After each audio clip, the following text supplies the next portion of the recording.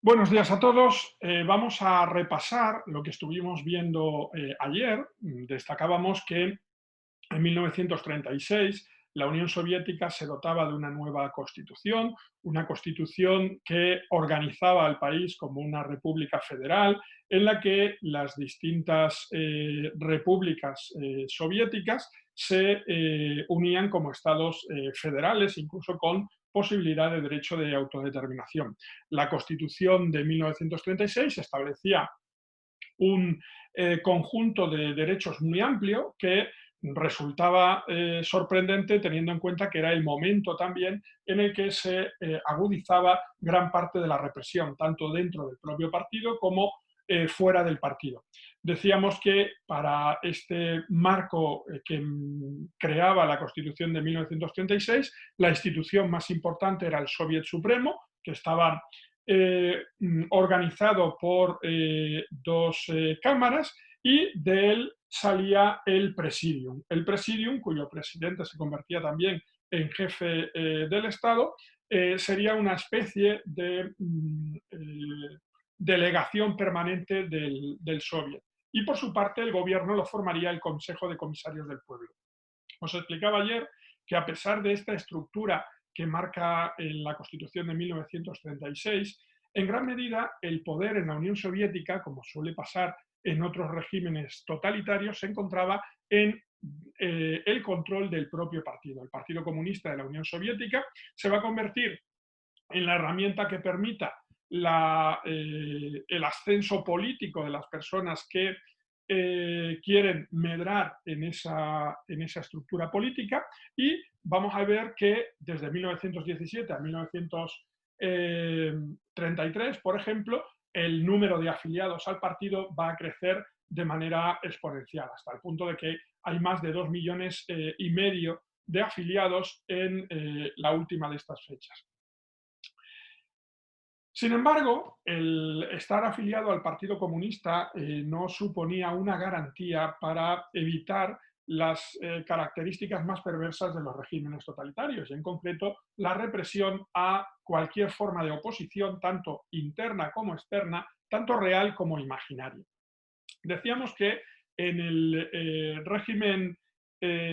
comunista va a existir una represión interna, una purga, que va a ser constante a lo largo de la historia del partido y que va a dirigirse a eliminar a aquellas figuras que pueden hacer sombra al liderazgo, en este caso, de Stalin. La primera de estas figuras eliminadas va a ser Trotsky, que desde la muerte de Lenin, va a competir por mantener el liderazgo del partido y dirigir la revolución hacia esa revolución mundial que consideraba necesaria, y que va a ser progresivamente expulsado del partido, expulsado de la Unión Soviética y finalmente en 1940 asesinado por orden de Stalin.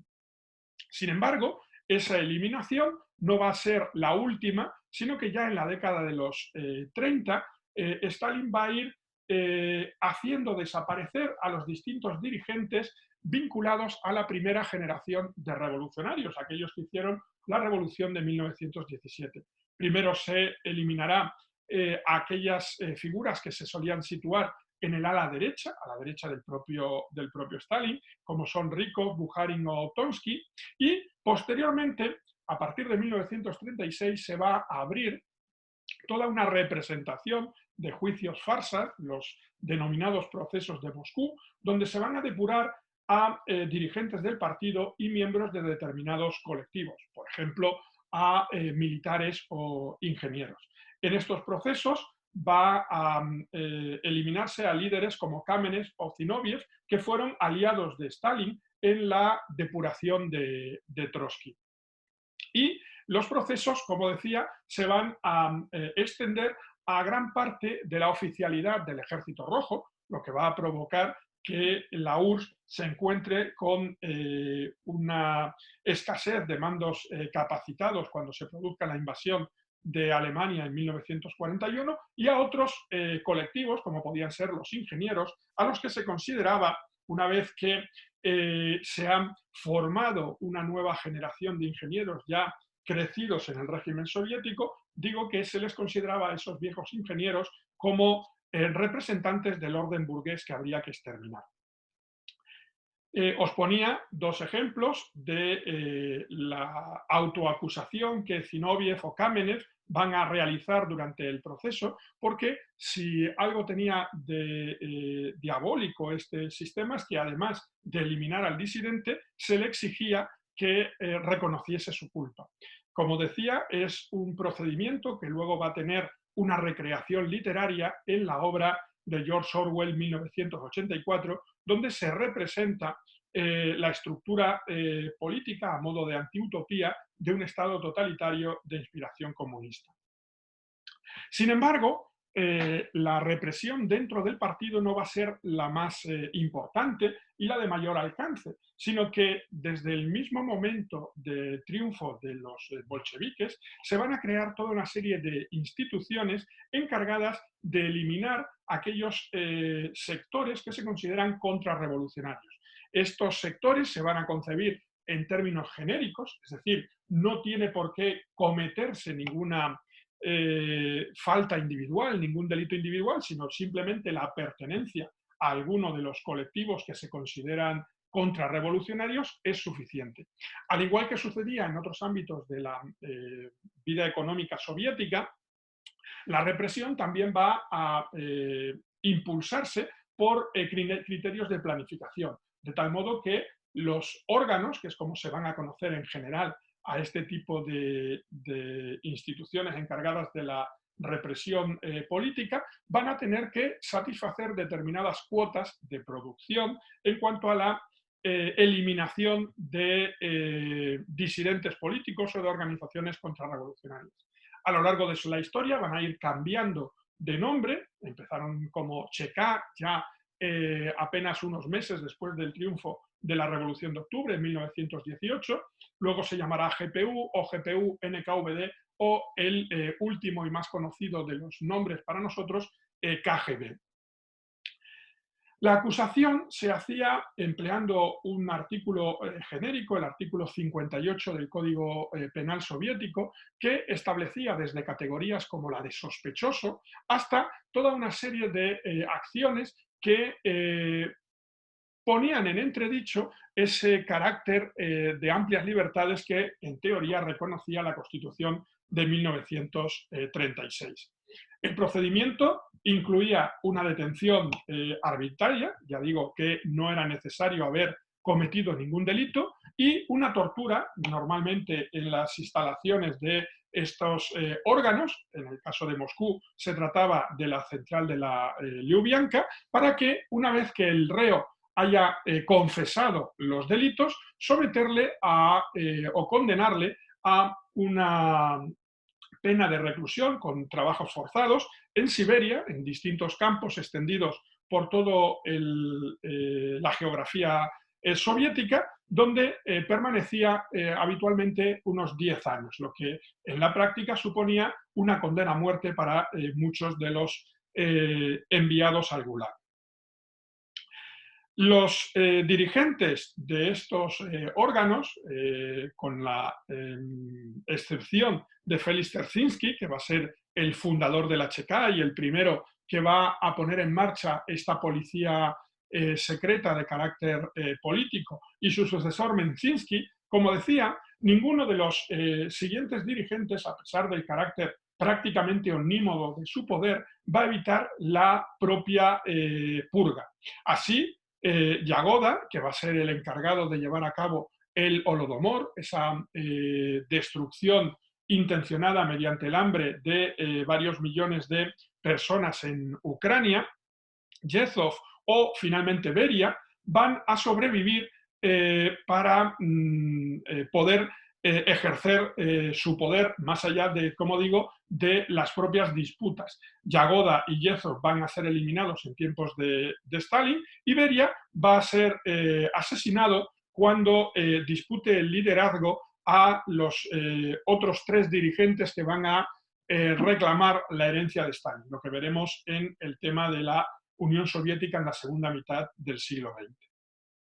Os ponía el texto de Yagoda, diciendo cómo, a pesar de ese carácter leal a la figura de Stalin, va a ser finalmente, como digo,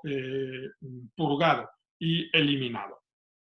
O también os comentaba cómo Stalin va a ser el santo patrono de Photoshop, porque va a procurar hacer desaparecer todos los testimonios, incluidos los testimonios gráficos, que pudieran hacer vacilar sobre la continuidad de la posición de Stalin. Así, la familiaridad que tenía con Yezhov, que se ve en esta foto, en el que el dirigente camina al lado de Stalin, desaparece tras la manipulación de la misma.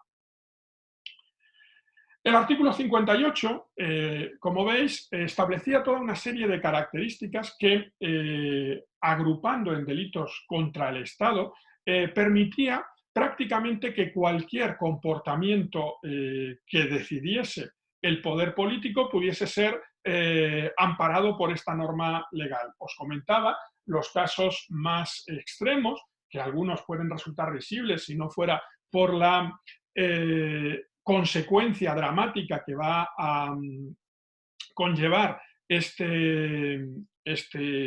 proceso, la condena, la tortura, la detención, tortura y condena de personas que no han hecho nada, con condenas como la de aquel hombre que va a ser condenado por ser el primero en dejar de aplaudir a Stalin, o el que simplemente por envolver un pescado en un periódico donde aparecía la foto de Stalin, va a acabar también condenado a 10 años de Gulag. El último párrafo de este texto de Alexander Solzhenitsyn, de Archipiélago Gulag, refleja también lo que va a ser una de las características del régimen soviético después de la Segunda Guerra Mundial. Los millares de prisioneros de guerra que han tenido que soportar los campos de concentración nazis, los campos de prisioneros especialmente duros para los soldados soviéticos, cuando vuelven a la Unión Soviética no van a ser recibidos como héroes, sino que ese contacto con el enemigo, el haber caído prisioneros, se les va a considerar un delito, esa lesión del poder militar, y van a acabar sufriendo, padeciendo, después de los campos de concentración nazi, los campos de concentración soviéticos. La imagen del edificio que estáis viendo es la sede de la Lubyanka, históricamente el cuartel general de los órganos, independientemente de que se tratara de la Ojrana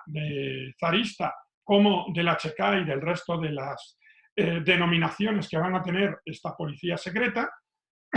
perdón, y que en cuyos sótanos se practicaban las torturas que precedían a la condena al Gulag. El Gulag es una sigla, Gulag, que hace referencia a la Dirección General de Campos de Trabajo. Es una institución burocrática del Estado soviético que gestiona una serie de instalaciones que se extienden, como veréis a continuación, por la práctica totalidad del territorio de la URSS y donde se explota en uso de un trabajo esclavo mediante trabajos forzados a varios millones de personas que han sido condenadas a diversas penas, en las que conviven tanto presos comunes, que se convierten en capos en los campos, con prisioneros que en otras condiciones llamaríamos prisioneros políticos. Como veis, la extensión del Gulag es inmensa, especialmente importante son los gulags situados en el este de la Unión Soviética, en la región de Kolyma, que se habría convertido, sería el equivalente en cuanto a nombre por el número de víctimas, aunque desde luego mucho menos conocido que lo que podrían ser los campos de exterminio nazi de Auschwitz o Mauthausen, por poner dos ejemplos. A modo de ejemplo, hay una conocida carretera, que se conoce como la autopista o carretera de los huesos, que tiene debajo de su asfalto, es la única autopista en la región, que une la ciudad de Vorkutá con el interior de la región de Kolyma, con los montes Kolyma, como digo, tiene enterrado bajo su asfalto a miles de personas que murieron en la construcción, en condiciones tremendamente difíciles, de esa carretera. Os voy a poner un breve vídeo explicando cuáles son las características del Gulag. En los campos del extremo norte, la temperatura puede llegar a 50 grados bajo cero. Un prisionero escribe: es peligroso dejar de moverse. No paro de frotarme los dedos de los pies y de apretar los puños. Tocar una herramienta metálica con la mano descubierta puede arrancarte la piel.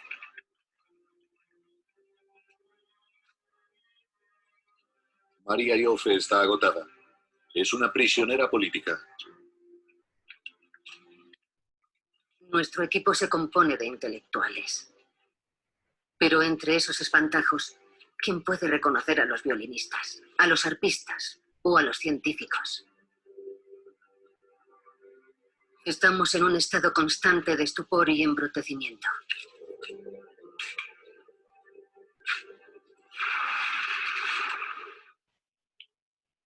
Estos campos empezaron a funcionar ya en época leninista. De hecho, el primer campo va a situarse en el archipiélago Solovsky, al norte del Mar Blanco, y va a extenderse a lo largo de todo el periodo stalinista,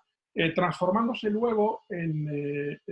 un encierro, en muchas ocasiones ya en la última etapa de la Unión Soviética, en instituciones psiquiátricas. Esto que estáis viendo es una imagen del canal del Mar Blanco, un canal que comunicaba el lago Ladoga con el Mar Blanco y que va a ser construido por presos políticos con una maquinaria muy rudimentaria. Básicamente estamos hablando de trabajos con picos y palas, y en cuyo construcción se va a desarrollar el mecanismo terrible de estos campos, porque el alimento que reciben los presos estaba directamente relacionado con la cantidad de trabajo que hacían, de tal modo que cuanto más trabajo hacían, más alimentos recibían, y a la inversa. Lo que tenía de perverso este sistema es que en cualquier caso el alimento era escaso, de tal modo que ese alimento que se recibía por mayor trabajo no era capaz de satisfacer las necesidades alimenticias y por tanto se moría también de inanición o de agotamiento. Aquí veis las condiciones de trabajo de los prisioneros políticos en el canal del Mar Blanco. Uno de los debates más socorridos, más recurrentes en relación con la Unión Soviética es la relación que se establece entre las dos figuras emblemáticas, entre Lenin, el líder de la revolución en el momento en el que se crea la Unión Soviética, y Stalin, su sucesor. Este planteamiento suele presentarse bajo dos aspectos antagónicos. O bien se señala, como pongo en este primer apartado, que Stalin habría supuesto una traición al principio leninista y que por tanto el stalinismo sería algo así como una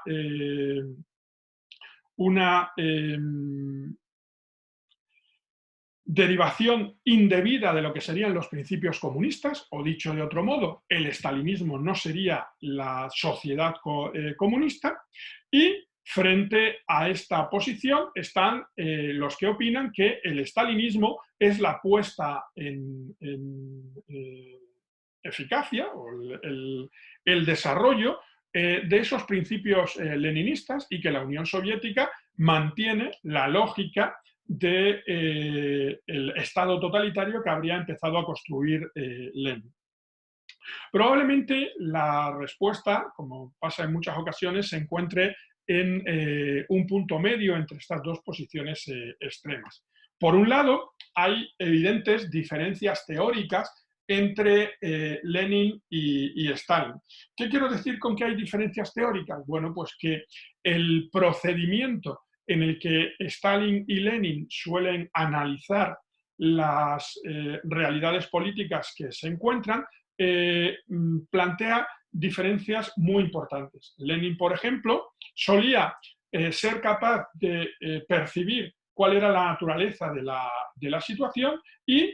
adaptar su práctica política a los principios que exigía ese momento. A modo de ejemplo, la adopción de la nueva política económica, que en el fondo suponía renunciar a la concepción comunista de la economía centralizada, no dejaba de ser una consecuencia de la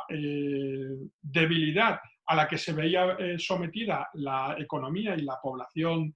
soviética tras la guerra civil. Y por tanto, esa ruptura con los ideales marxistas que establece la nueva política económica sería una respuesta adecuada a las circunstancias. En el caso de Stalin, el procedimiento era diferente. La respuesta correcta era la que ofrecía el marco teórico, es decir, la economía dirigida era la forma adecuada de hacer triunfar el socialismo en la Unión Soviética. Y a partir de ahí, la realidad se tenía que ajustar a esa respuesta teórica. Es lo que explica, por ejemplo, la brutalidad del proceso de colectivización, tanto agraria como de transformación de la economía soviética en una economía industrial a partir de los planes quinquenales. Sin embargo, esas diferencias teóricas no ocultan que Stalin, cuando orienta su forma de interpretar el mundo, lo hace a partir de los principios fundamentales del leninismo. De hecho, Lenin y Stalin se convierten en un binomio al que se le suele añadir habitualmente las figuras de Karl Marx y Federico Engels. Es habitual encontrar en esta época banderas que representan a estas cuatro figuras y que suelen ser enarboladas por los distintos partidos comunistas, no solo en la Unión Soviética, sino todos los vinculados a la Tercera Internacional. Y, como decía, este análisis que hace Stalin lo hace siempre a partir del pensamiento leninista. En cierto modo, lo que hace Stalin es convertirse en un comentarista, en el interpretador oficial del pensamiento de Lenin. Tenía aquí una expresión de ese pensamiento stalinista, lo podéis leer con más detalle en la presentación, en el que se interpreta una cuestión, como es la cuestión campesina, a partir de los principios del leninismo. Es un texto de 1928 y muestra, como digo, esa preocupación que tiene Stalin por mantenerse siempre leal a la herencia que habría dejado Lenin. Para terminar el tema, nos queda por ver la evolución del régimen soviético una vez acabada la Segunda Guerra Mundial. La Unión Soviética sale como uno de los vencedores, con un papel fundamental. Va a ser el Ejército Rojo el que conquiste Berlín y el que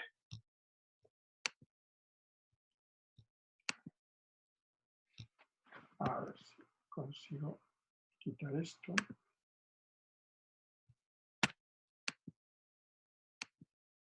Decía que va a ser la Unión Soviética uno de los vencedores de la Segunda Guerra Mundial y la concesión que había hecho a sus aliados occidentales, Gran Bretaña y Estados Unidos, de desactivar la Tercera Internacional, se va a ver